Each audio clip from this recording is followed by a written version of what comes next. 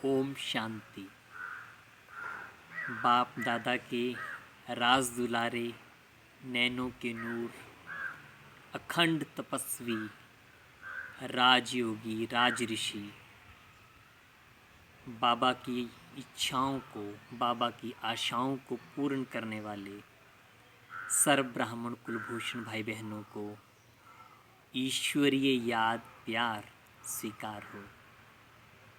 वर्तमान समय में हम सभी अपने चारों तरफ का वातावरण देख ही रहे हैं, उसका जिक्र करने की कोई ज़रूरत नहीं है।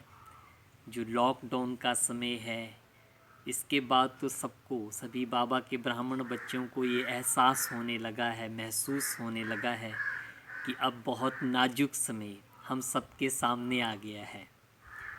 और इस बीमारी का जो भयंकर महामारी हम सबके चारों ओर इस टाइम फैली हुई है, फैल रही है, जो भय का वातावरण चारों ओर है, जो लोगों के दुखों के वाइब्रेशंस हम सबके पास पहुंच रहे हैं, तो उसको महसूस करके हर ब्राह्मण बच्चा कहीं ना कहीं, किसी न किसी सीमा तक इस बात को महसूस कर ही रहा है कि अंतिम समय बहुत नज़दीक है।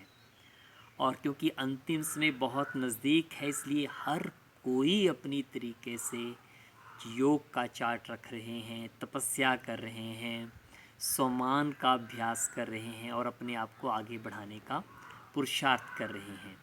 पर कहीं कहीं माया के सूक्ष्म रूप विकल्पों के रूप में मन में आते हैं कि अब आगे क्या होगा, क्योंकि किसी ने भी सोचा नहीं था कि 2-2.5 महीने में अचानक इतना बड़ा परिवर्तन आ जाएगा कि अपने घर से बाहर निकलने में भी एक, जिसको हम कहें कि एक असुविधा सी महसूस होगी।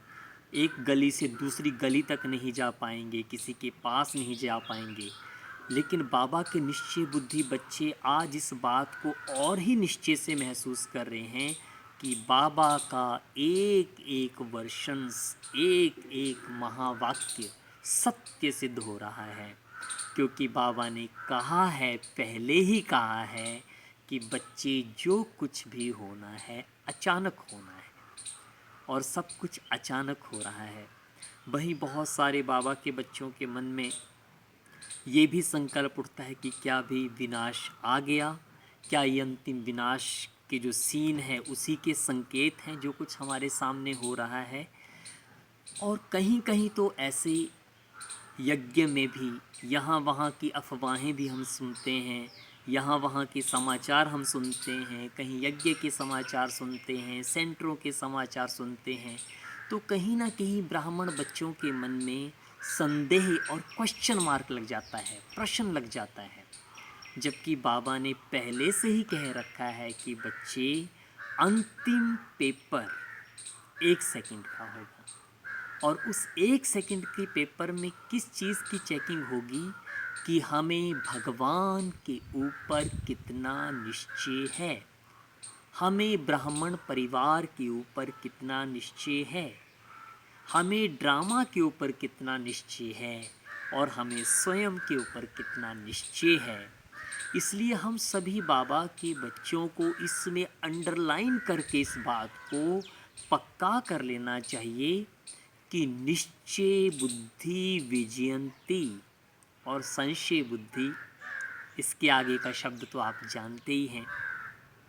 समय के साथ साथ सब कुछ बदलता जा रहा है, और सोचिए आप सभी कि अगर ये बदलाव नहीं आएगा तो विश्व परिवर्तन कैसे होगा, विश्व परिवर्तन कैसे होगा अगर छोटे छोटे परिवर्तन नहीं होंगे। पर इन परिवर्तनों को देख कर के हम साक्षी, निर्भय और निश्चिंत कितने हैं। हमारे परम आदरणीय दादी प्रकाशमणि जी ने यज्ञों को इतने विशाल रूप से चलाया, इतने विशाल रूप से चलाया, और जब दादी जी की तबीयत खराब रहने लगी थी बहुत ज़्यादा, तो सभी के मन में ये संकल्प उठना माना तय ही हो गया था कि अब आगे क्या हुआ, क्या होगा। लेकिन सबसे बड़ी बात ये है कि बाबा ने एक ही बात सभी ब्राह्मण वत्सों को कही कि बच्चे, रुद्र ज्ञान यज्ञ स्वयं भगवान का रचा हुआ है। ये सदा निरंतर अटल अखंड चलता रहेगा।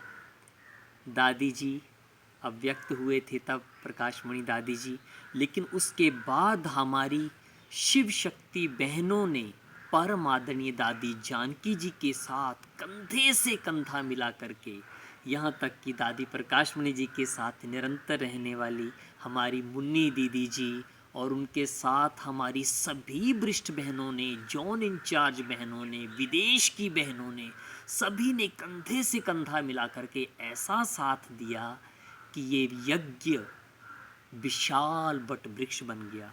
अगर आप कंपेयर करेंगे कि उस समय की सेवाएं और आज की सेवाएं, तो वो सेवाएं कई गुना बढ़ गई हैं। और एक पेपर अभी आ गया सबके सामने, जब सभी ने देखा कि दादी जानकी जी अचानक अव्यक्त हो गए। और उसके बाद भी बहुत सारे बाबा के ब्राह्मण बच्चों के मन में ये संकल्प उठना शुरू हो गया कि अब क्या होगा, अब संगठन को कौन मजबूत बनाएगा, अब यज्ञ कैसे चलेगा, अब आगे क्या होगा। क्योंकि उस टाइम और आज में एक और बहुत बड़ा डिफरेंस ये है, क्योंकि उस टाइम बाप दादा का पाठ अलग रूप में था और अब बाप दादा हर समय योग में हमारे साथ हैं, सामने हमारे किसी रथ में विराजमान नहीं हैं। तो इसलिए दादियों के स्वास्थ्य को लेकर के जो हमारे पास अभी दादियाँ अभी हैं, तब भी बहुतों के मन में प्रश्न उठता है कि अभी क्या करें। तो एक बात हम सभी को अंडरलाइन कर लेनी चाहिए, चाहे वो बाबा का 2 दिन का बच्चा है, चाहे वो बाबा का 70 साल पुराना महारथी बच्चा है, लेकिन सभी को एक बात पक्की कर लेनी चाहिए कि ये शिव शक्तियों के द्वारा शिव बाबा ने इस यज्ञ को स्थापित किया, उनका ट्रस्ट बना करके स्थापित किया। और जब तक शिव शक्तियाँ हैं यज्ञ में और वो अंत तक रहेंगी, चाहे वो हमारी वरिष्ठ बहनें हैं, मुन्नी दीदी हैं, जयंती दीदी हैं, हमारी अमेरिका की दीदियां हैं, बहनें हैं, रशिया की बहनें हैं, दिल्ली की हैं, सभी जोन इंचार्ज हैं और उनके साथ हमारे वरिष्ठ भाई हैं।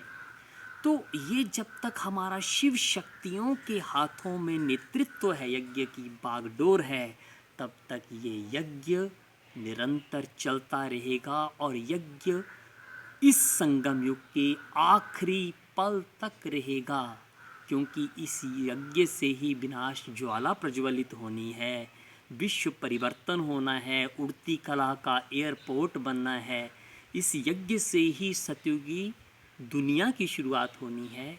इसलिए सभी से हमारा विनम्र अनुरोध है, निवेदन है, निश्चय बुद्धि। हमें हमारी वरिष्ठ बहनों पर अटूट विश्वास रखना है। उनके ऊपर विश्वास रखना माना बाबा के ऊपर विश्वास रखना, उनके ऊपर विश्वास रखना माना ड्रामा के ऊपर विश्वास रखना, उनके ऊपर विश्वास रखना माना हमारे बड़े भाइयों के ऊपर विश्वास रखना। इसलिए आप सबसे आज, क्योंकि मुझे अमृत वेले संकल्प आया कि बाबा के बच्चे क्योंकि अभी हम सभी बाबा के विजय माला के मणके बनने वाले हैं। अगर आपको विजय माला का मणका बनना है तो शिव शक्ति पांडव सेना, शिव शक्तियों को हम आगे रखें और हम बाबा के पांडव बच्चे उनको सम्मान देते हुए इस यज्ञ को निर्विघ्न बनाते हुए आइए विनाश के नगाड़े बजाते हुए सतयुगी दुनिया के नज़ारे देखते हुए अपनी अवस्था को बाप समान बनाएं। ओम शांति।